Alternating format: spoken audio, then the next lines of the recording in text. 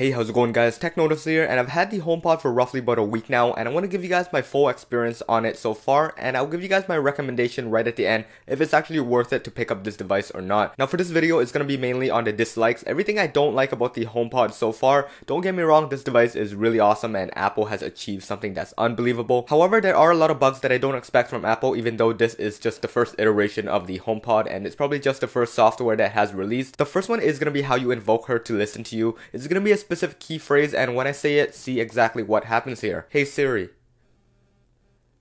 You guys can see right there that both device picks up, and my Apple Watch also picks it up as well, which is crazy. Apple should be figuring out how to alleviate all this issue. Every time I get into the house and I call out her name, my phone picks it up, my Apple Watch picks it up. Pretty much every single iPhone that I have does pick it up. And usually the HomePod actually cancels out because the iPhone already replied. And this one just would be picking up whatever this one says, and it's just going back and forth, which is crazy. So what I recommend Apple to do is just set up a geofence location. So every time the iPhone and the Apple Watch gets near the HomePod, it would cancel each other out and everything would be directed to the HomePod itself. Now to make sure that my iPhone doesn't pick it up anymore, I'm actually going to have to take it here and put it into low power saving mode. This should completely cancel out Hey Siri, so she wouldn't pick it up anymore. So the second one here is going to be one of the most simple thing. I don't know why Apple hasn't already included into this. She can make phone calls. I mean, that's the most simplest thing you can do on any Bluetooth speaker. Usually you can just call her and it would direct the phone call from your phone to your HomePod. However, this isn't working and Apple's just making things a lot harder than it usually is. Like iMessages for iCloud, it was so easy on iOS 10 and below, and Apple has managed to mess it up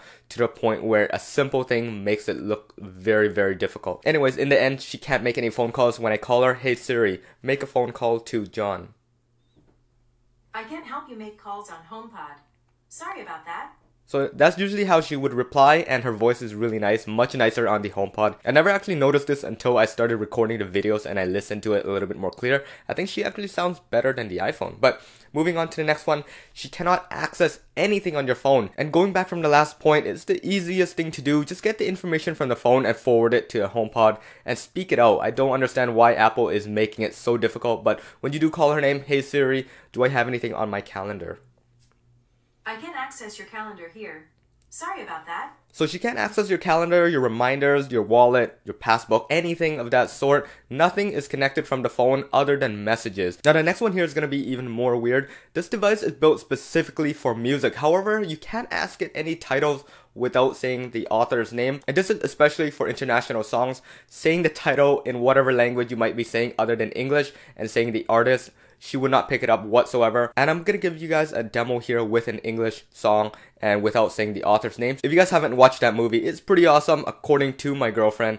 I don't really like it myself, but the music sounds pretty good, so I'll test it out right here. So right at the top we have capital letters, and let's try to get Siri to play the track. Hey Siri, play capital letters. Sorry, I can't play that right now. But as soon as you ask for the artist name along with the title, she will start playing it. I'll give you guys a demo here. However, I will be beeping out the whole song because for copyright reasons, YouTube is pretty strict on this. Hey Siri, play Capital Letters by Haley Steinfeld. Playing Capital Letters by Haley Steinfeld and Blood Pop. So you guys get what I mean. She will listen, she will start playing it. But once again, you guys have to remember the title of the song and the artist that sang it as well. So the next one here, I'm going to be tying in both points together. It's going to be about how she reads out messages and how voice training is done on the HomePod versus on the iPhone. And because there's no voice training done on the HomePod itself, she will read out messages to anybody that asks her. And the only way to opt out of this is if you guys jumped inside HomePod and you could turn that off. But it wouldn't work for your voice as well. Whereas the phone actually has a voice training section for it. So it'll only pick up when your voice is activated. So if you ask Siri to start reading your messages, hey Siri, read out my last message from Javier Michaels. Which Michael? Christian Michael or Michael Hoof Gonzalez? She completely picked it up wrong there, but you guys get my point. She will read it out. Anybody can ask her. And that is a privacy concern unless you're living by yourself or with a spouse and you guys have nothing to hide. Alright, and the next one is probably going to be something that everybody worries about. It's about how dirty this thing gets. Like, the HomePod is very beautiful overall, and most likely people are going to be picking up the white one because it stands out as a HomePod compared to just the black one being another speaker. If you guys agree on this case, drop me a comment below telling me if you guys agree or not. I mean, I picked up the white one. not because it looks sleek or whatever. I feel like it does represent Apple a little bit more, and the black one just looks like a normal Bose speaker or any random speaker on the market. But yeah, I picked out this one. However, now I'm starting to regret it just a little bit. You guys probably already know Cooper running around the house playing around with this. He thinks this is a toy, and he'd jump on top of my desk and start licking this thing, and it gets really dirty really quickly. Not even mentioning when my hand gets dirty. You guys probably wouldn't even see it on here, but when I do touch the speaker, you start seeing a little bit of discoloration from the white that it originally came with. You guys can't even wipe this down because apparently this thing gets damaged when water gets inside of it. So I talked to a retail staff and they told me you guys can use a very damp cloth to wipe it out, but dry it out right away because otherwise it would get sucked into the mesh. I'm not certain that that's true or not. I find like a lot of the retail staff's a little bit clueless, to be honest. But yeah, take that into consideration when you guys are picking up your next HomePod. Alright, and now we're on to number 7. The thing is, the HomePod is pretty cool, but it's only cool for music. Everything else that you ask it, she has trouble answering. Nothing like the iPhone. If you guys are expecting the same Siri that you get on the iPhone, which is nothing to be excited about compared to Google, you guys will be very disappointed in the Siri that comes in the HomePod. She cannot answer a lot of the things that I ask her. Let's give an example right here. I say, hey Siri, how many planets are there? I can't get the answer to that on HomePod. How many planets are there? Okay, check it out. Alright, so Siri on the iPhone is just a little bit too specific. Putting this aside, she cannot answer anything. Like, I mean, let's ask her the simplest questions. How many fingers do I have? I can't get the answer to that on HomePod. She can't even get the answer to that. Other than the fact that she plays music very well, I don't know if you guys will be making much use of it. You guys can set a timer. You can ask it very basic things like what is 1 plus 1. The whole thing with the title and artist drove me nuts already.